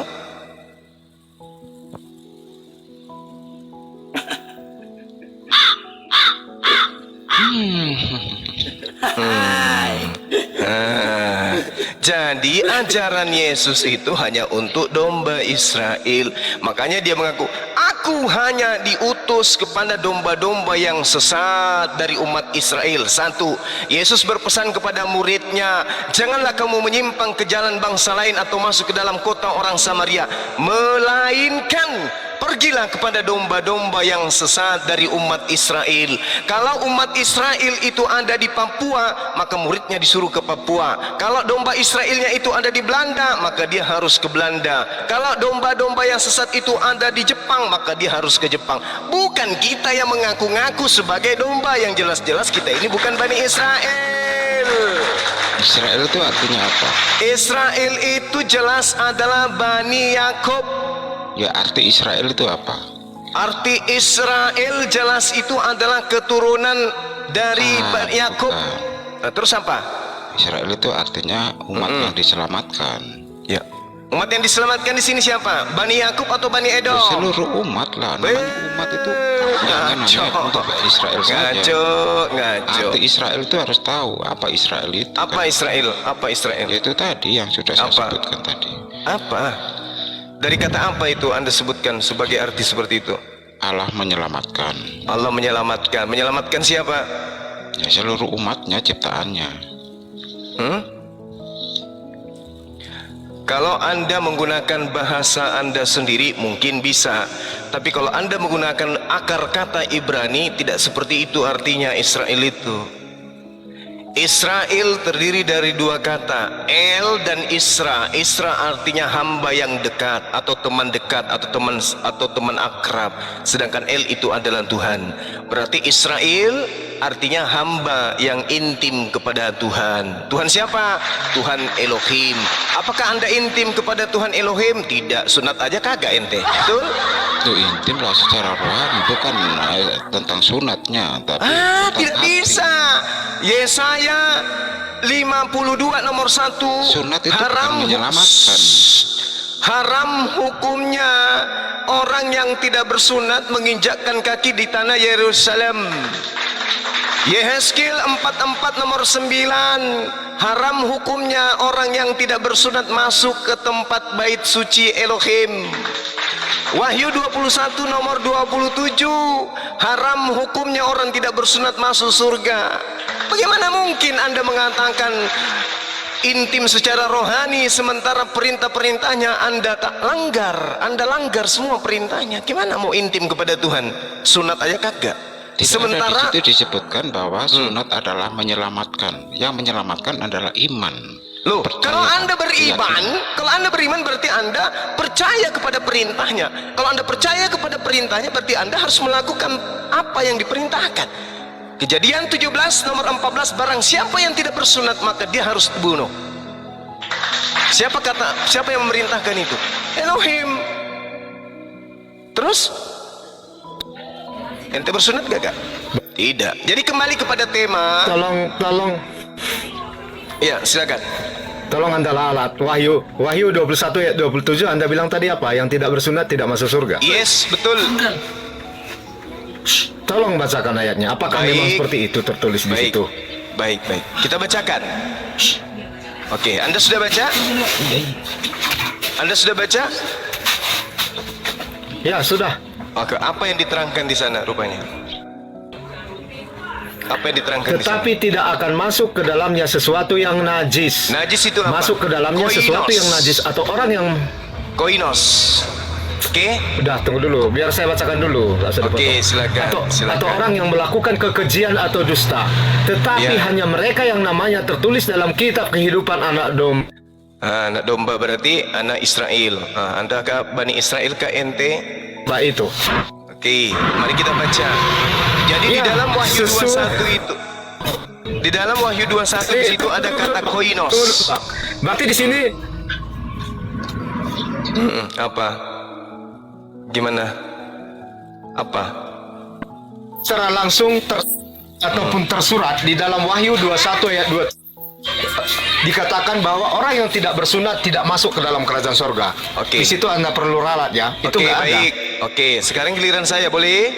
Yang pertama kita lihat Yesaya 52 nomor 1. Terjaga-jagalah, kenalkanlah kekuatanmu seperti pakaian hai Sion.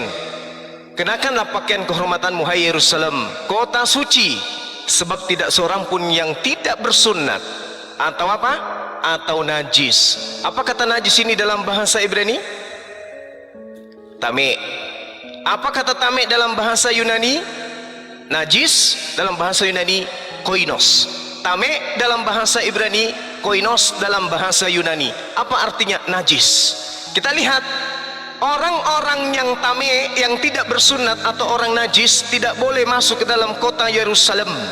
Di dalam Yehezkiel 44 nomor 9, sebab itu beginilah firman Tuhan Elohim, tidak seorang pun dari orang-orang asli yang hatinya dan dagingnya tidak bersunat, artinya koinos atau tame, masuk ke dalam tempat suciku. Ya, setiap orang asing yang ada di tengah-tengah Bani Israel. Maka yang dimaksud di dalam Wahyu 21 ini adalah koinos tame, orang-orang najis tidak boleh masuk ke dalam surga. Masih mau data baru? Masih mau data baru? Oke. Tuhan akan datang kembali di dalam Yehezkiel 5 Yeremia 23 nomor 2 nomor 3. Tuhan akan datang mengumpulkan seluruh domba-dombanya yang sudah berserak ke seluruh penjuru bumi untuk disatukan menjadi satu kawanan. Kira-kira nih, orang Kristen yang tidak bersunat najis ini masuk nggak dalam kawanan domba? Bisa nggak orang Kristen ini dimasukkan ke Yerusalem satu kawanan dengan Bani Israel? Bisa nggak? Padahal mereka adalah manusia najis. Sedangkan Tuhan mengatakan dalam Yehezkiel 44, wahai Bani Israel, satu kekejian yang pernah kau lakukan di hadapanku yang paling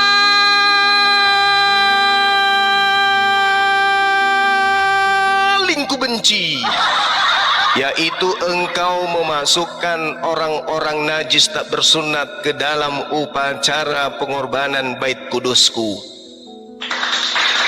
Baca Yehezkiel 44 nomor 6 sampai nomor 8. Katakanlah kepada kaum pemberontak, yaitu Bani Israel, beginilah firman Tuhan Elohim, cukuplah perbuatan-perbuatan yang keji itu, hai orang-orang Israel, yang membiarkan orang-orang asing, orang Kristen, yaitu orang-orang yang tidak bersunat hatinya maupun kulupnya, daging nonotnya, masuk ke dalam tempat kudusku, dan dengan kehadiran mereka menajiskannya waktu kamu mempersembahkan santapanku, yaitu lemak dan darah. Dengan perbuatanmu begitu kamu lebih mengingkari perjanjianku daripada dengan segala perbuatanmu yang keji yang lain-lain.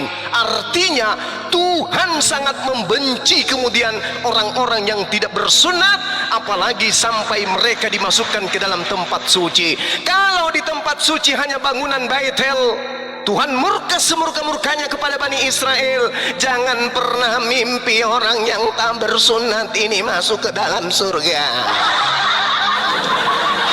Kulub Anda wajib hukumnya dibakar dulu di neraka, habis itu baru ke neraka lagi, habis itu di neraka lagi, habis itu ke neraka lagi. Setelah kulub Anda dibakar, ke neraka lagi, ke neraka kekal di dalamnya, khalidina fiha. Di sanalah Anda akan bermukim selama-lamanya. Hanya gara-gara sepotong kulub Anda kekal di neraka. Celaka bong, celaka. Mending sekarang Anda cari kapak atau linggis, potong kulub Anda. Silakan yang lain. Anda Sini ini mau azab lucu dulu. Anda cuma. Selalu lucu memang, karena apa yang saya sampaikan tidak bisa masuk di akal saudara, kan Anda tidak berakal. Hancur perpuluhan. Juma ini mengaitkan Wahyu dengan Yesaya.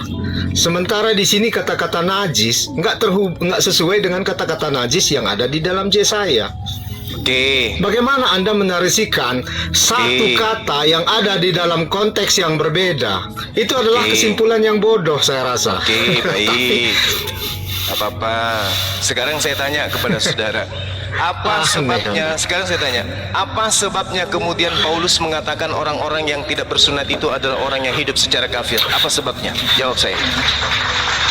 Oke. Tunjukkan di mana dalilnya. Kenapa Paulus menyebut orang yang tak bersunat adalah orang yang hidup secara kafir? Kenapa? Ya, tunjukkan di mana dalilnya. Biar saya Anda baca. tidak tahu. Anda tidak tahu.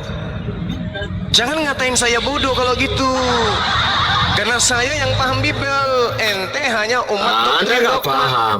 Lah, sekarang Anda hanya bisa membaca Bible, tapi nggak mengerti Paulus, isinya. Bagaimana Anda mau paham kalau Anda mengetahui isinya aja kagak? Anda bertanya kepada saya, mana tunjukkan dalilnya. Berarti Anda nggak tahu. Karena Anda suka memframing seperti tadi dalam Wahyu. Tidak ada dikatakan di situ bahwa orang yang tidak bersunat tidak masuk ke dalam kerajaan surga. Oke. Anda mengatakan itu satu framing kan? Oke. Sekarang begini. Apakah orang yang tidak bersunat itu menurut Tuhan Elohim najis? Kenapa? Saya tanya dulu. Itu tergantung. Sekarang pertanyaan saya. Apakah orang yang tidak bersunat ini menurut Tuhan Elohim najis atau tidak? Menurut Bapak tidak lagi. Nenek Mukiper. Kau nuduh saya, tapi ente itu kemudian melakukan hal yang memframing dalil firman Tuhan. Lucu ente itu. Saya tidak ada memframing. Ini sebab tidak seorang pun yang tidak bersunat. Dalam bahasa Ibraninya Arel itu orang-orang yang tidak bersunat, orang-orang najis, atau najis dikatakan tame. Orang-orang yang kulupnya masih ada itu orang najis, tidak boleh masuk ke dalam bait suci. Kalau di bait suci aja orang najis tidak boleh masuk, bagaimana di surga? Surga itu tempat kudus. Mana ada orang najis masuk di tempat kudus, sedangkan Baitel aja Tuhan mengharamkannya, menajiskan, apalagi tempat kudus surga, tempat kekal. Masa ada orang berkulup masuk di dalamnya? Makanya Paulus mengatakan dalam Galatia 2 nomor 14, orang-orang yang tidak bersunat adalah orang yang hidup secara kafir. Kenapa kafir menurut Paulus? Karena mereka tidak bersunat. Kok bisa begitu? Ya, karena Tuhan Elohim mengatakan orang tidak bersunat itu najis dan wajib hukumnya dibunuh. Di mana dalilnya? Kejadian 17:14. Orang yang tidak bersunat nonotnya wajib dibunuh karena dia telah mengingkari perjanjian kekalku. Ayo buru-buru ambil silet, gunting, garpu, pisau, sisir, kampak, sendok, potong tuh kulup.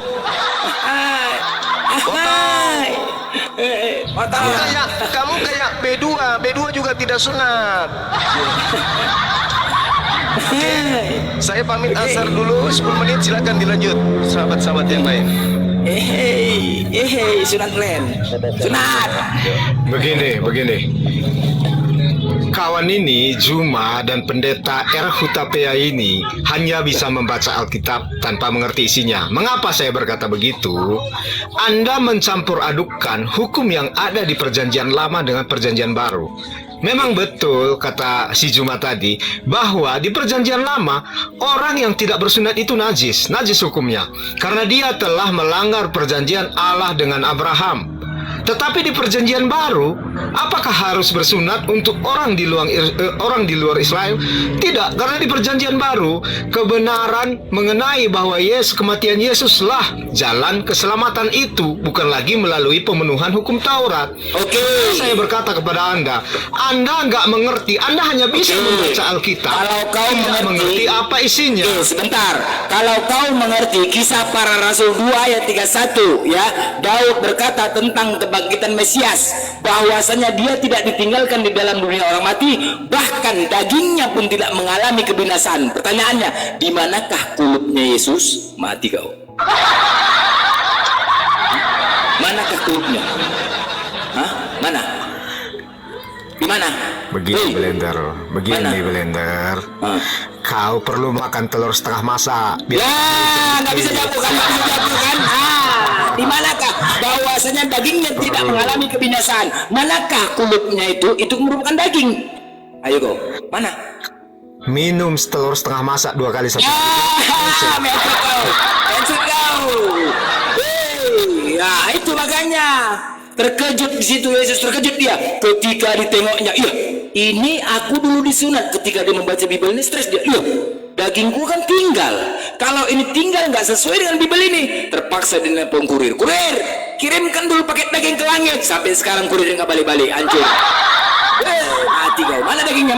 Mana itu daging lo? Mana coba? Ini Blender. Pak Peros itu mengenal betul ajaran Alkitab. Kalau Anda mendengar dia, iya Pak Peros, pengajarannya itu kan bagus. Anda nggak mengerti karena kenapa? Otak Anda itu tertutup Blender. Makanya saya bilang tadi, belikan dulu telur. Apa hubungannya kulup sama telur setengah masak? Udah gila kau ya. Aduh, hancur kali kau. Inilah kau, sinyal kau terus jelek kan, mengurangi firman Tuhan. Beginilah kau, jelek sinyal kau. Apa aja orang nanya kulup kemana lagi? Telur setengah masak kau bilang nggak nyambung. Biar otakmu encer, biar. Ya kau jawablah, mana kulupnya? Sesuai nggak pernyataan Daud ini? Bahwa saya dagingnya tidak mengalami kebinasaan. Mana? Coba. Oke, saya pamit. Terus malah. Terus nih. Kemana kau? Kemana, hei? Hei, mau kemana? Nah itulah, pening kau kan? Lari kau, lari kau. Orang aku nanya kulup kok kemana kau? Nggak aja kau. Nah, itulah, nggak sesuai. Sekarang kasihan yang dipikirkan sekarang kurirnya nih nggak balik-balik dari langit sekarang. Kasihan mamanya nyari-nyari. Kasihan. Mana? Lari kau kan? Apa lagi mau bilang? Alkitab itu. Putus-putus suara kau. Iyalah orang di tim. Putus-putus lah. Mana ya? Mana ada di mati-matiin kami? Room kami di sini fair. Nggak aja kau. Apa? Nggak usah. Alasan kau miut-miut pasti mau lari kau, mau kabur. Banyak kali gaya kau. Malu kan? Itulah. Mana kulupnya coba? Mana? Kau minum dulu telur setengah masak, biar otakmu. Apa urusannya telur setengah masak dan kulup? Udah sakit kau nih dah. Mana? Aku bertanya dengan pernyataan Daud ini, bahwasanya dagingnya tidak mengalami kebinasaan. Pertanyaanku, apakah kulit Yesus itu sebuah daging? Kau nggak nyambung kau Blender. Matilah kau. Nggak nyambung dari mana? Nggak nyambung. Aku bertanya tentang kisah para tubuh 3. Dari mana dia nggak ngerti ya? Makanya kalau kau jawablah. Kalau gitu. Yang kau tanya ngerti apa? Ya itu tadi kulit. Mau Blender. Apa? Kau jawablah. Apa? Kemana kulitnya? Mana yang benar? Sekarang mana yang benar? Jadi pernyataan Daud ini nggak benar. Kasihan aku sama Blender. Untuk dia itu tanya mana? Gini Pak, kebenaran ini kan room diskusi, room tanya jawab, kan gitu. Nah, Pak Blender ini bertanya. Ini pasti Ardian sama moderator ini. Dengerin dulu. Makanya mic-nya di mute terus. Saya nggak nge-mute Pak dari tadi Pak.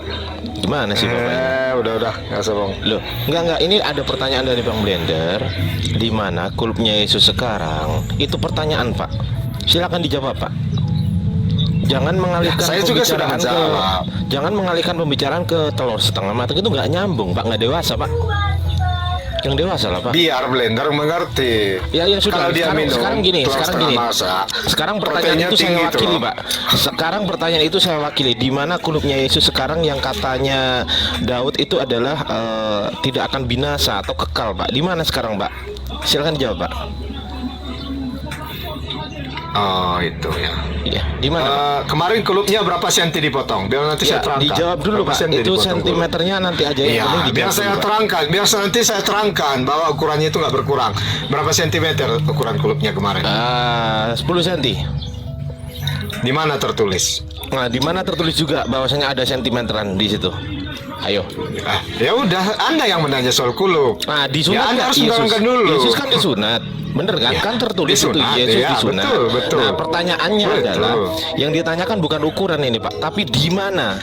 Di mana, Pak? Di mana daging Yesus, kulupnya Yesus yang sudah disunat tadi? Posisinya sekarang di mana, Pak? Posisi di Israel. Nah, di sebelah mana, Pak? Di Israel itulah. Ya, di sebelah mana? Di mana? Utara Israel. Iya, di mananya sekarang? Sekarang dipegang oleh siapa gitu Pak? Di mana? Ya, terangkan dulu ukurannya biar saya pastikan. Enggak. Di mana dulu, Pak? Yang pertanyaan di mana dulu, Pak? Terangkan dulu. Loh, Anda yang bertanya, Anda harus di menerangkan. mana loh, Pak? Kalau Bapak nggak bisa Anda terangkan diskusi, dulu objeknya. kalau Bapak nggak bisa jawab, Bapak tinggal bilang saya nggak tahu Bang Ardi karena saya nggak punya Saya kapasitas bisa. untuk menjawab. Oke, di mana Pak itu? Saya Di Israel kan? Kemana dia? Kok kabur? Oh, mode melarikan diri biar dikira di-kick. Iya, Gitu. mesti melarikan diri. Wallahi ya teman-teman, saya nggak nge-kick ya. Dan saya tidak melihat di sini kan, kalau biasanya moderator nge-kick tuh ada. Ini saya nggak lihat ada moderator nge-kick. Lanjut Bang Blender. Itulah pura-pura di mute mau kabur, nggak bisa jawab. Hai, mati kelepecret. Silakan, Bang Faruk. Izin Bang, monitor. Assalamualaikum warahmatullahi wabarakatuh. Waalaikumsalam. Silakan Bang. Masya Allah. Silakan Bang. Ini Silakan. saya kalau dengar Bang Blender ini ngomong memang Masya Allah. Gunung pun mau lompat. Betul bilang. Silakan Bang. Bang, kenapa nggak buat VT lagi Bang? Kenapa nggak buat VT lagi? Udah bikin video. Kemarin sebenarnya gini, opungku itu kan sekarat. Jadi banyak kesibukan, kerjaan, ngurusin opung gitu loh. Jadi libur dulu. Ya kemarin udah meninggal dia seminggu yang lalu. Udah meninggal, baru fokus lagi lah baru bisa main ke TikTok ini lagi. Iya, makin banyak yang komplain Bang ya dari Kristen Bang ya. Banyak yang bernarasi nggak terima dengan VT Abang dia. Ini saya lagi cari satu akun ini Bang. Semalam masuk dia kan gitu. Masuk ke roomku, diskusi, langsung kesurupan. Dia caci-caci, dia maki-maki Nabi Muhammad SAW dengan perkataan binatang. Kurang ajar tuh. Nama akun dia bukan nabi palsu. Jadi saya kerja sama juga sama teman lagi nyari ini. Kita cari sampai dapat, saya bilang. Saya bilang tolong Ustaz, cari sampai dapat anak ini. Kalau dapat tempatnya di mana, biar saya sendiri yang datang menjumpai dia. Saya bilang. Langsung saya kick dia. Begitu terdengar kata-kata itu langsung saya kick dia. Gitu. Cuman saya menyimak ini tadi dari awal saya masuk kan gitu sampai sekarang ini seperti Mike Tyson lawan petinju amatir ini nampaknya. Silakan narasi silakan. Iya, jadi pihak dari teman-teman kita yang Kristen ini ya. Jadi di sini bisa dibuktikan lah ya bahwasanya pemahaman kalian itu hanya berdasarkan doktrin belaka gitu loh. Ibaratnya teman-teman atau saudara-saudara saya yang dari apologet Islam ini, ya itu seperti Mike Tyson melawan kalian yang petinju amatir. Sampai tunggang langgang kalian dikembalikan kepada kitab kalian sendiri pun kalian tidak bisa membela kitab kalian sendiri. Bagaimana jika kalian ingin? Bukan nggak bisa bro. Ya. Anda nggak ngerti kitab kami. Iya, tunggu dulu Bang, biar saya ngomong dulu Bang. Saya tadi diam hampir 1 jam loh Bang. Hampir 1 jam tadi saya diam. Jadi bagaimana bisa kalian mau membalas kan gitu serangan itu kembali? Makanya saya bilang seperti Mike Tyson melawan petinju amatir. Kenapa kita para apologet Islam dan seluruh mayoritas umat muslim itu mampu untuk melakukan seperti itu? Karena memang sejatinya kami Bang di Islam ini dilahirkan udah siap untuk didiskusi bahkan didebat. Bukan umat itu sendiri. Ya Allah sendiri di dalam surah Al-Baqarah ayat 23 sudah menantang dari 1500 tahun yang lalu. Seluruh makhluk ditantang Allah. Ya, yang tertulis di dalam surah Al-Baqarah ayat 23 yang isinya, dan jika kamu meragukan Al-Qur'an yang kami turunkan kepada hamba kami Nabi Muhammad SAW, maka buatlah satu surah semisalnya dengannya dan ajaklah penolong-penolongmu selain Allah jika kamu orang yang benar. Dari 1500 tahun yang lalu sampai detik ini, apakah ada satu manusia pun yang bersaksi atau menunjukkan atau berkata mampu untuk membuat semisal surah di dalam Al-Quran, bahkan surah pendeknya? Kita kembali kepada zaman Nabi Muhammad SAW. Di zaman Nabi Muhammad SAW diutus, itu lagi viral-viralnya syair, lagi ngetrennya syair pada masa itu. Bahkan penyair-penyair pada masa itu, pada zamannya Nabi Muhammad SAW tak mampu membuat semisal surah itu. Dimulai dari awal, ya wahyu ini turun kepada Nabi Muhammad SAW 1500 tahun yang lalu. Seandainya kita kembalikan nih bang, saudara-saudaraku ini yang Kristen, apakah kalian berani membuat tantangan yang serupa kepada kami? Apakah kalian berani membuat tantangan yang serupa? Kalian berkatakan, buat kalian semisal surah di dalam perjanjian lama atau perjanjian baru. Gak perlu kalian bilang aja siapapun bersekutu sama kalian selain Allah. Insya Allah bang, 3 menit kemudian kami akan bikin surah semisal perjanjian lama dan juga perjanjian baru. Jadi jika dikaji nih dari awal perdebatan tadi atau diskusi tadi sampai detik ini, yang tersisa hanya egonya nih bang. Hanya ego di dalam diri bang kebenaran tadi sama bang Verhos untuk berani mengakui memang keimanan Islam lah yang benar dan keimanan kalian pun sudah kandas. Dari ujung rambut sampai ujung kaki sudah dilucuti semua. Tapi ya kalau di saya sendiri ya, pandangan saya sendiri, ini kembali kepada hidayah. Memang Allah benar, maha benar Allah dengan segala firman-Nya. Ya, yang menganalogikan kalian itu orang yang buta, tuli dan bisu. Memang benar buta, tuli dan bisu. Bang Zuma tadi sudah menunjukkan gitu loh. Untuk orang-orang yang tidak bersunat itu tempatnya di mana? Dalilnya udah disampaikan kepada dia gitu loh. Tentang konsep ketuhanannya dari Yesus itu sendiri, siapa yang menyatakan dia Tuhan? Ditelanjangi, dibukakan semua bahasanya dia itu bukan Tuhan. Bukan Bang Zuma yang menyatakan dia bukan Tuhan, tetapi isi kitab kalian sendiri menyatakan dia bukan Tuhan. Dan nampak dari perlawanan tersebut, ya orang abang itu udah nggak mampu gitu loh. Jadi yang tersisa ego. Kenapa bisa begitu? Hanya abang dan Allah lah yang tahu. Kenapa bisa begitu? Oke, silakan kalau mau ditambahkan atau mau dikoreksi Bang Verhos atau yang lainnya, saudara. Izin abang, ya, izin abang-abang, Gurunda, Bang Juma, Bang Ardiansyah, Bunda Nora dan Bang Blender. Mohon bantuannya buat saudara-saudara yang di bawah, bantu follow akun Api Jabar yang baru gitu. Paling itu aja. Yang kemarin kemana? Api Jabar? Yang kemarin ada reshuffle mungkin diambil sama itu, soalnya emailnya yang pribadi, jadi kita buat yang official gitu. Iya, betul. Gitu. Yang nanti saya laporan Bang Ardi ya. Siap. Ya, terima kasih saudara-saudara yang di bawah. Ya, teman-teman di bawah minta tolong di follow ya, 1.200 orang mata memandang. Semoga Allah memberkahi antum semua yang follow. Yang nggak mau follow juga saya doakan semoga Allah memberikan kesehatan juga bagi antum semua. Gitu ya. Ya. Silakan di follow dulu. Ada waktu. Ya. Bang Faruk, saya mau tanya tentang kebencian di dalam waktu abang dulu mengimani sebagai orang Kristen. Ya. Apakah benar kebencian itu ditanamkan oleh orang Kristen? Oke. Jadi gini bang. Kalau di saya pribadi dulu, saya sedikit insya Allah ya, bahkan nilai ta'ala saya katakan, saya tidak memiliki kebencian terhadap Islam dari dulu. Karena memang masalah kebencian ini kan bagaimana orang tua kita mendidik kita. Biasanya itu begitu, bukan dari doktrin dari orang luar. Jadi mak bapak saya ini, maaf cakap ya, meskipun beliau adalah seorang Kristen yang bodoh, ya, tapi dari kecil kami diajarkan akhlak yang bagus gitu loh. Nggak boleh ngomong kotor, nggak boleh benci sama orang. Jadi saya dibesarkan itu dari keluarga yang memang yang hal-hal begitu tabu, bahkan mengatakan orang binatang sesuatu yang tabu dalam keluarga bisa kena hajar kita gitu loh. Tetapi di keluarga yang lain atau di masyarakat yang lain gitu loh, ada nggak kondisi seperti itu? Ada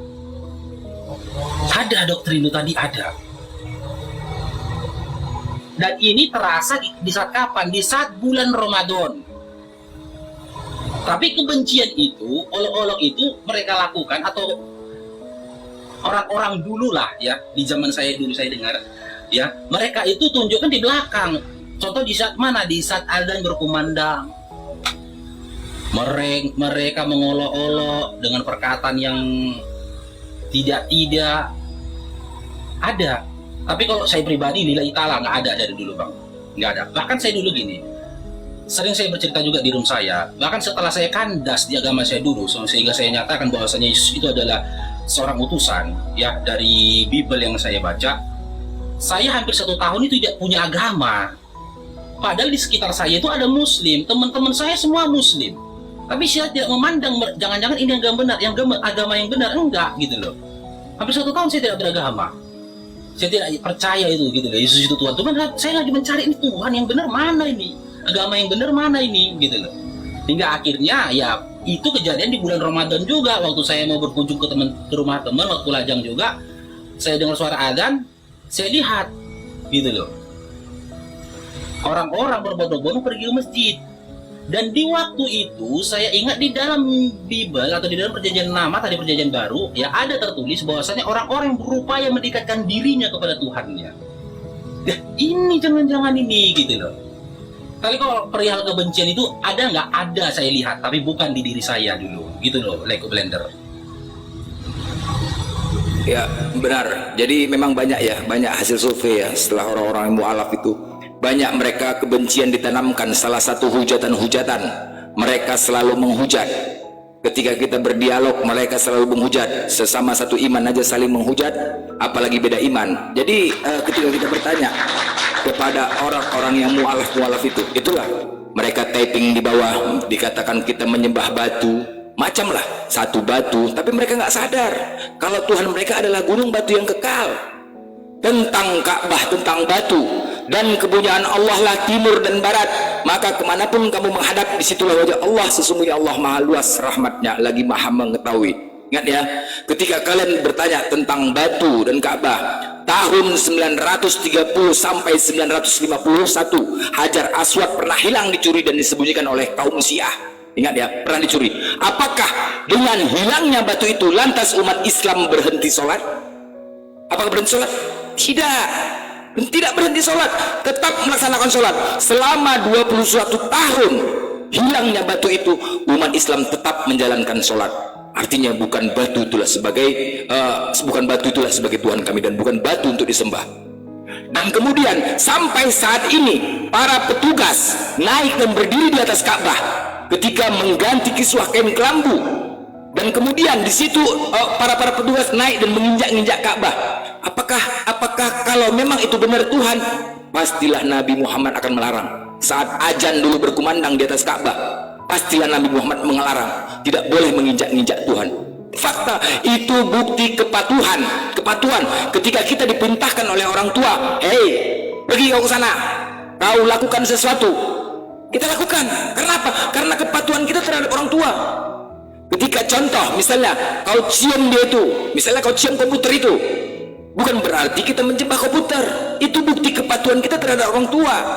Begitu juga lah masalah batu itu. Jadi kalian nggak pernah tahu sejarah, suka kali menghujat.